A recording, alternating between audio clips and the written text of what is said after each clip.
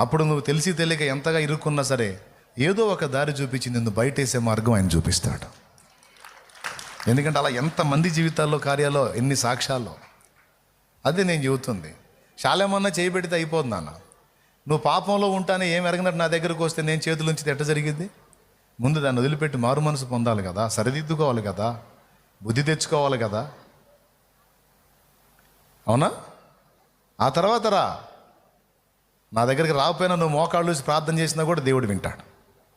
శాలేమన్నా నీ మీద చేతులు ఉంచినా ఉంచకపోయినా నువ్వు మోకాళ్ళుని నీ జీవితాన్ని ఆయన చేతికి అప్పగించి తప్పులు దిద్దుకొని పాపాలు ఒప్పుకొని నువ్వు రా దేవుని ముందుకి. నువ్వు ఇంతమందిలో ఎక్కడన్నా మోకాళ్ళు నువ్వు అడుగు దేవుణ్ణి. నా తండ్రి జవాబు ఇవ్వకపోతే అప్పుడు అడుగు, ఇస్తాడు. నీకు దారి లేదని ఏసైకి దారి లేకుండా లేదు. నీకు దారి ఏది లేదన్నప్పుడు ఏసైకి 100 దారులు ఉన్నాయి, 1000 దారులు ఉన్నాయి. ఏదో రూపేణ నీకు మేలు జరిగేటట్టు చేస్తాడు ఆయన.